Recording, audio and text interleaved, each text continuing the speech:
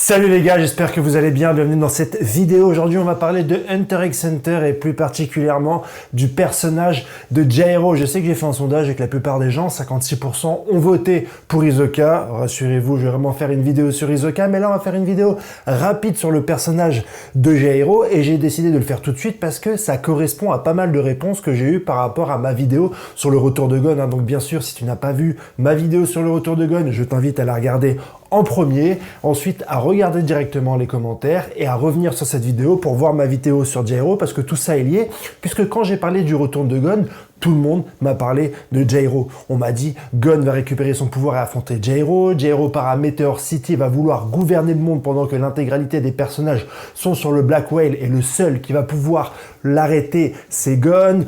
Jairo doit affronter Gon, Jairo va revenir, Gon va avoir comme objectif d'aller affronter Jairo. J'ai vu que pas mal de gens m'ont parlé d'une future confrontation entre Gon et Jairo. Et moi je me suis dit, attends, j'ai lu Hunter x Hunter et j'ai jamais vu d'informations dans l'œuvre directement pouvant nous faire penser que Jairo allait revenir et surtout que Gon allait devoir l'affronter. J'ai donc posé des questions à pas mal de monde et on m'a retourné pas mal de théories. On m'a montré qu'en fait sur le net, il y avait une croyance populaire comme quoi Jairo allait revenir et qu'il allait très certainement affronter Gon. Il y a des théories sur Twitter, il y a également des théories sur Reddit et puis on a certains youtubeurs aussi qui ont exprimé des théories concernant le probable retour de Jairo et son possible affrontement avec Gon et qui légiférerait, qui expliquerait pourquoi Gon reviendrait. Pour revenir un petit peu sur Jairo, c'est un personnage un petit peu particulier puisqu'il a été développé dans un seul chapitre où on nous a un petit peu raconté sa vie et on nous a fait comprendre que c'était un personnage un petit peu hors du commun parce qu'il avait une vie spéciale et qu'il a accompli de grandes choses et en plus il a un petit peu une spécificité puisqu'il a été transformé en Chimera Hunt durant l'arc des Chimera Hunt et c'est une des seules personnes qui a regardé un petit peu son leadership, son mindset et qui n'a pas succombé un petit peu à l'instinct des Chimera Hunt, l'instinct de protection, l'instinct des fourmis et qui a donc décidé de quitter toute cette histoire et qui a décidé donc de rejoindre probablement Meteor City, comme il nous l'a raconté directement à la fin de l'arc Chimera Hunt, pour pouvoir gouverner le monde. C'est un personnage assez singulier, qui a une vie assez spécifique. Comme vous le savez, il a vécu seul avec son père ne s'occupait pas vraiment de lui. Il s'était rattaché à 2 phrases de son père, ne gêne personne. Et une deuxième dont je me souviens plus, n'hésite pas à me le dire directement en commentaire, il s'est rendu compte par une triste désillusion qu'il ne pouvait pas compter ni sur la phrase « Ah oui », ni sur le fait que son père l'avait protégé lorsqu'il était malade. Et donc, son monde s'est effondré, son microcosme s'est effondré. Et à partir de là, il a tué son père et il a décidé directement de prendre sa vie en main. Il me rappelle un petit peu le personnage de l'enfant dans le film Looper. Si tu n'as pas vu ce film Looper, n'hésite pas à aller le regarder. Et donc, un personnage aussi décrit, aussi précieux, aussi charismatique, créé directement dans l'œuvre par Yoshiro Togashi, sera forcément réutilisé, ça paraît logique. Et pour moi, c'est pas vraiment logique et je ne pense pas qu'on va revoir Jairo dans l'œuvre. Je vais bien sûr vous expliquer pourquoi, je dis pas juste ça pour énerver les gens ou pour aller contre la théorie, je pense que Jairo est un anti-fusil de Tchekhov. Alors qu'est-ce qu'un fusil de Tchekhov? Un fusil de Tchekhov, dans la littérature, c'est une règle simple qui a été écrite par Tchekhov lui-même. Je vous donnerai un lien Wikipédia très certainement sous cette vidéo. C'est un procédé de littérature qui explique que chaque élément que tu décris dans un film ou dans un livre doit être utilisé dans le futur. C'est un petit peu, pour simplifier, le concept des gadgets de James Bond. James Bond, en début de film, il va voir un docteur, un scientifique, qui lui montre différents gadgets, et ces différents gadgets vont l'aider, durant le film et durant les actions et les péripéties, à résoudre un petit peu les problématiques dans lesquelles il se trouve pour pouvoir continuer et pour pouvoir progresser dans l'histoire. Dans les mangas, on a l'habitude d'appeler ça les foreshadowing. Généralement, les auteurs nous glissent des informations, des boss dans l'ombre, des titres de boss ou de futurs ennemis qui vont arriver pour le héros et que le héros découvrira dans la suite. On parle beaucoup de foreshadowing dans One Piece parce qu'il y en a énormément, mais on parle également de foreshadowing dans Shingeki no Kyojin, l'attaque des titans. Ce sont les 2 œuvres qui ont un petit peu sublimé l'art du foreshadowing ou du fusil de Tchekhov. Et donc, dans Hunter x Hunter, puisque pour nous, l'auteur Yoshiro Togashi a pris tellement de temps pour décrire ce personnage et pour nous dire qu'il était spécial et qu'il était potentiellement une menace, forcément, on le retrouvera un moment dans l'histoire et nos héros vont devoir l'affronter. Mais moi, je pense que Yoshiro Togashi n'a pas vraiment dessiner le personnage de Jairo pour cette raison et je pense qu'on ne le verra pas. Mon premier argument est assez simple. Hunter x Hunter est un monde ouvert où il y a différentes personnes et on ne suit pas forcément que le scope du personnage principal. Même si c'est Gon qui amène l'évolution de l'histoire et à travers ses yeux, nous, on découvre un petit peu le monde d'Hunter x Hunter. Le monde d'Hunter x Hunter est complètement autonome et il est régi par lui-même, un petit peu comme le monde réel.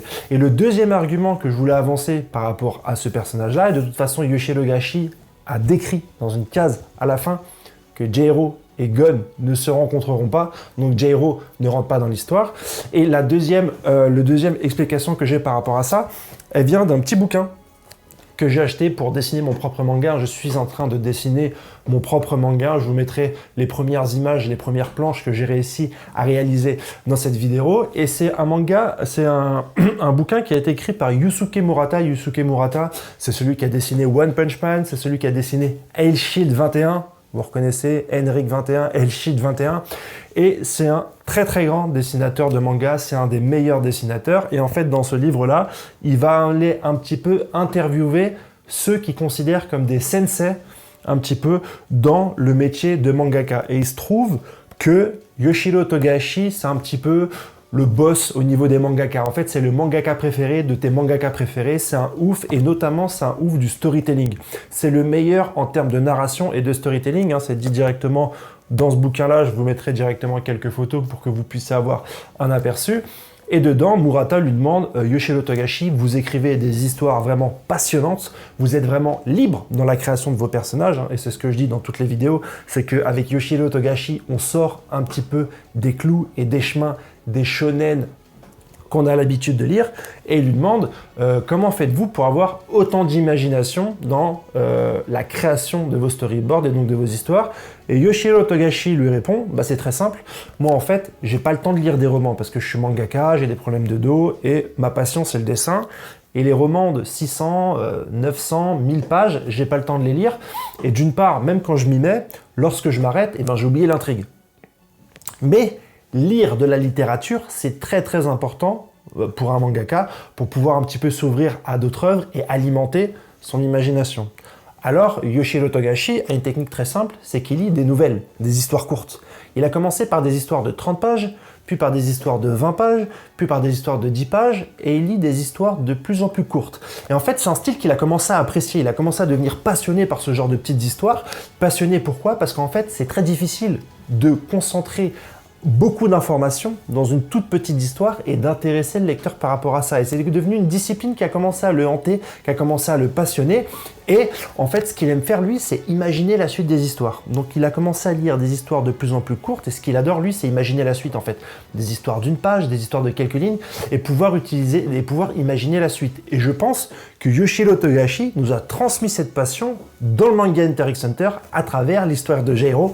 Jairo, c'est l'histoire courte. C'est la nouvelle de Yoshiro Togashi. Lui qui est passionné par ça, il a voulu nous présenter à nous, lecteurs, sa propre histoire courte. Et c'est l'histoire de Jairo dans Hunter x Hunter pour qu'on puisse un petit peu développer notre imagination sur la possible suite. Et c'est ce que tout le monde fait. Tout le monde est venu me parler de Jairo et de sa rencontre avec Gon et qui va aller à Meteor City et qui va directement gouverner le monde. Et tout le monde a énormément d'imagination concentrée autour de ce personnage-là parce que c'est ce que voulait Yoshiro Togashi. Il est fan d'histoires courtes parce qu'il aime imaginer probablement la suite pour pouvoir développer son imagination. Il a fait la même chose à Hunter x Hunter. Il nous a mis une histoire courte pour que nous, lecteurs, nous développions notre imagination à essayer de théoriser sur le retour de Jairo.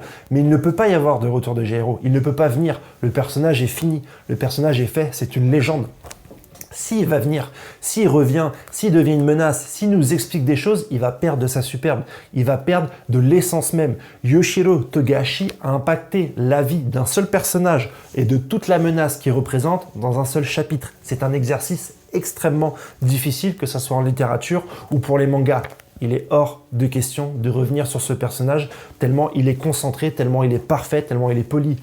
Jairo ne reviendra pas dans Hunter x Hunter. C'est un personnage, une nouvelle qui nous montre que le monde d'Hunter x Hunter est tellement large, est tellement fourni, est tellement riche que le héros n'a pas le temps et n'a pas la possibilité de rencontrer chacune des personnes qui potentiellement peuvent être intéressantes dans le monde d'Hunter x Hunter. Et c'est pour ça également que je pense que le personnage de Gon ne reviendra pas, même si beaucoup me disent oui, Gon va pouvoir peut-être repartir de zéro et réapprendre le nen parce que Wing, nanana, c'est trop long. C'est trop long en fait. On nous raconte une histoire qui est trop longue. Gon va peut-être pouvoir venir avec... C'est pas ce qui se passe dans Hunter x Hunter, on est dans l'urgence, on est dans la précipitation, on est dans la survie. Et c'est ce qu'a essayé de nous inculter Yoshihiro Togashi depuis le début de son œuvre. Mais toutes ces questions, moi, ça m'a donné envie de recommencer Hunter x Hunter. Je vais faire une émission qui s'appelle Hunter x Hunterology, comme un petit peu les émissions du chef ou One Pieceology, où je vais relire l'intégralité des tomes d'Hunter x Hunter et je ferai des vidéos arc par arc pour vous donner l'intégralité de ma vision. Elle peut être fausse, elle peut être différente de la vôtre, elle peut être alimentée par d'autres œuvres qui nous parlent de Yoshihiro Togashi, elle peut être alimentée par mon imagination, par plein de choses, mais en tout cas, je vais vous donner mon point de vue en ce qui concerne Hunter x Hunter et en ce qui concerne un petit peu tout le folklore, toutes les théories qu'on peut avoir autour. Si tu as aimé cette vidéo, n'hésite pas à commenter, liker, partager pour pouvoir suivre avec moi cette série Hunter x Hunterology, l'épisode 1 que je vais sortir très bientôt. Sinon, je vous souhaite une bonne journée et à la prochaine les gars. Allez, ciao!